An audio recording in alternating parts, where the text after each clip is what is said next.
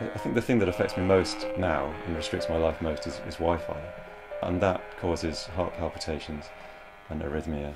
My spine seems to kind of contract. I get an awful compression feeling in my chest, and fatigue, just like unreasonable levels of fatigue for no reason, and no amount of sleep seems to make any difference. My job took me around the country, so half my life was spent in a car, and in those days, as is today, you always feel guilty if you're not in communication. So whilst driving around the countryside visiting the sites, I'd probably spend half the time in the car on the mobile phone. I went into work one particular day, and I can remember it as vividly as anything, and I walked through the door and I suddenly felt horrendous. I felt sick, I had needle shot pains going through my head.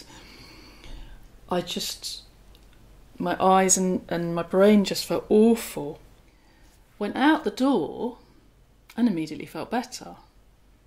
And it was so marked, and it was literally like going into a kind of underwater feeling. And I did it a few times. I kind of went in and out the building, and I thought, am I going mad? Is this me? I went to see a friend of mine who's an art dealer, and he's surrounded in Falmouth by student flats, and he got Wi-Fi coming in from all directions. And I put up with it for a while because I thought, I'm being rude, you know, there's something other than this, something's wrong with me and it's not right. And by the time I actually managed to leave, I staggered out of the building, couldn't drive for an hour, didn't feel safe to drive, and then felt absolutely rotten for the next 2 days. And then it was at that point I spoke to a GP about it, and he said, you're probably electrosensitive to pulse microwave radiation.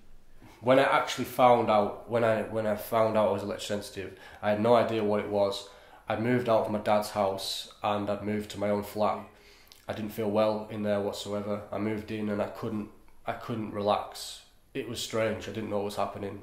I felt odd. I felt weird, dizzy, tired, and I just couldn't. You know, moving to a new house, I couldn't even just relax in this house. I felt odd. I felt like I didn't want to be in that house. The second night, I didn't really want to go home. I wanted to stay. I wanted to stay away from it. When I got home, I was getting Wi-Fi on my laptop, and I thought, well, I've never had this at home.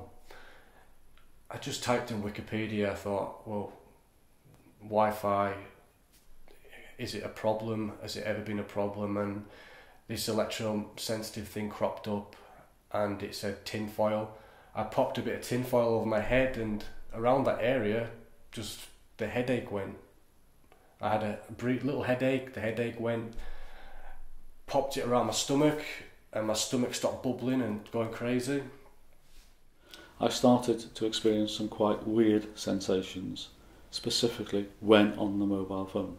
And those started off initially as just a mild irritation, a prickliness, a sensation that you knew something was happening, but it wasn't painful. But over a period of time, this gradually got worse and worse and worse over about 12 months, so that I was starting to cut down on my mobile phone use because I knew something wasn't quite right.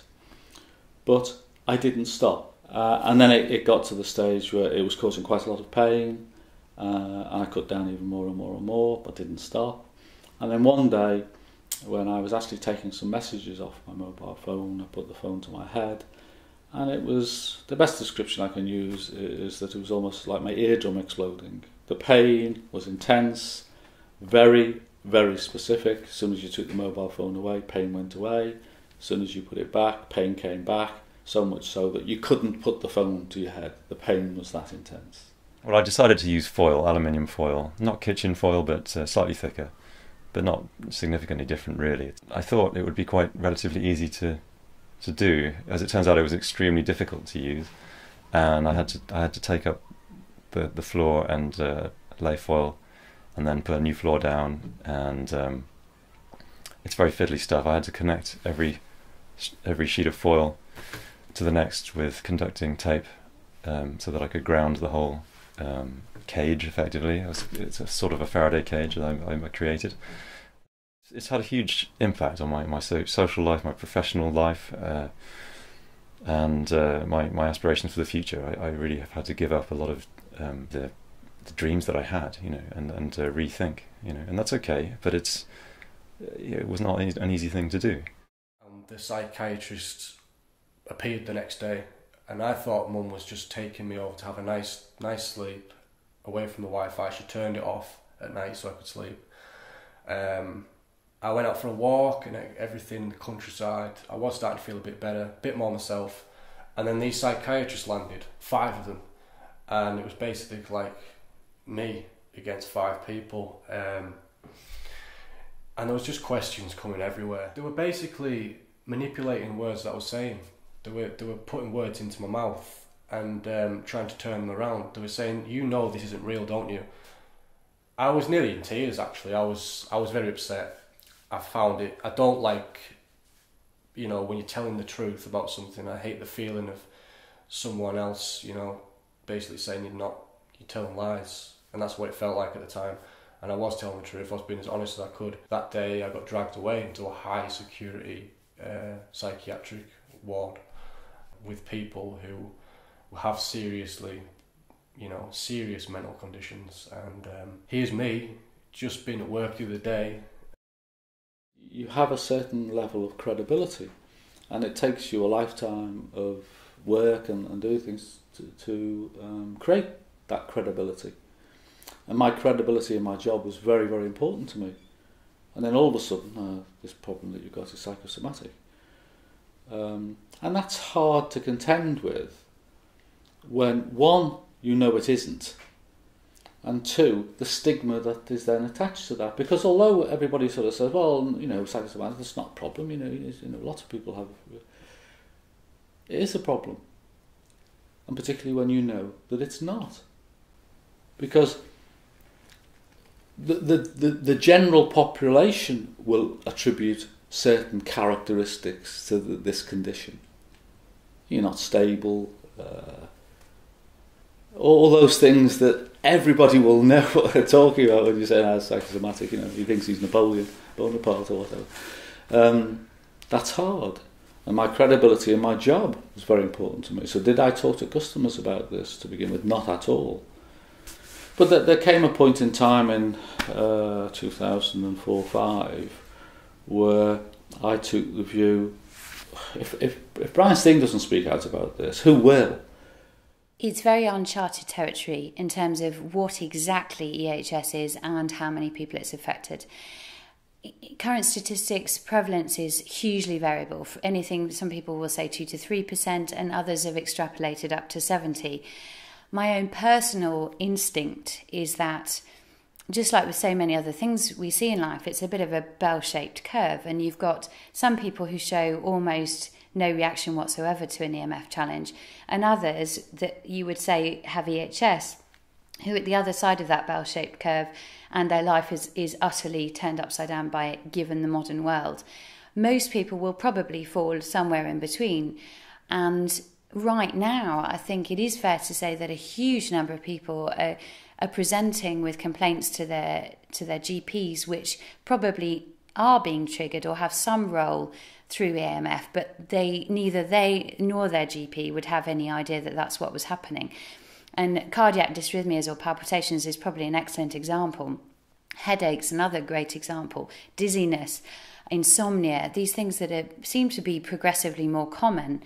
If you think about it, we're so bathed in it. It's such a sort of ubiquitous solution in life that we go from our home environment to our car to our work, and everywhere we're being exposed on some level, that people do not have the opportunity to make that connection in their mind. Well, at its heart, electrosensitivity is a hypothesis. It's the hypothesis that if you expose people with this condition to an electromagnetic field, then they will develop the symptoms that they normally get. So we at King's have done 2 experiments to test that hypothesis. And what we've done is we've brought a group of people, 60 people who have electrosensitivity, into our lab, and we've exposed them to the kind of things they say trigger their symptoms.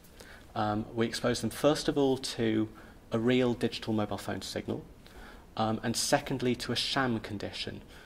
So our equipment still beeped, the red light came on, it warmed up just the same as in the real GSM condition. It's just there was no active signal coming out of the antenna. And what we saw is that symptoms did increase in the experiment. People were developing the very headaches they told us about. But importantly, that was just as likely to happen in the sham condition as in the active condition.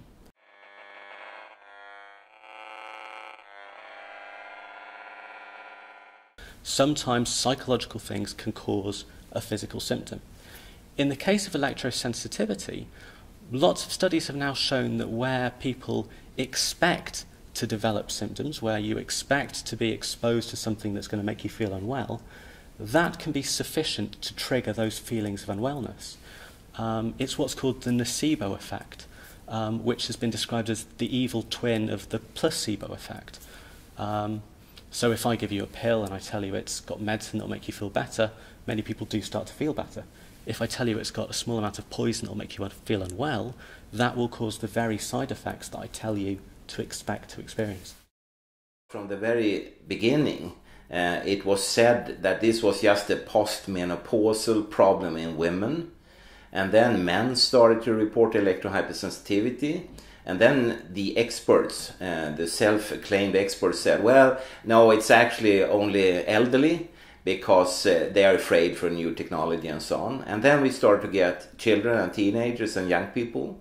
And then they rolled out a new explanation, which was that, no, it's actually people with high education. And then it went on like this. But today you can see that any political color, any income class, both sexes, all age groups, etc., are affected.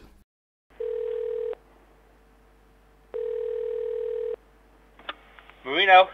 And I wrote a book about it and published it in 1980. That's where I came to the conclusion that it was real. What's real?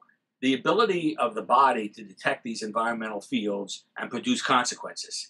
Now, the consequences vary depending on who's being exposed and other conditions. But the real thing was the idea that fields could do this. Because up until 1980, the dominant wisdom was it was impossible for these fields to do them. I mean, you don't feel anything, you don't see anything. It's not like there's anything that you are immediately conscious of, but these fields are there. And the idea that these fields, from a physics point of view, they're called weak because they don't cause shock or heating. That they could do something was considered to be impossible according to the laws of physics. It took me a while to figure out that the laws of physics didn't say they were impossible. And that's when I started my physiology experiments. I became convinced that it was real a long time ago. I had the proof that it was real. They're two separate things. When I published my paper in the International Journal of Neuroscience,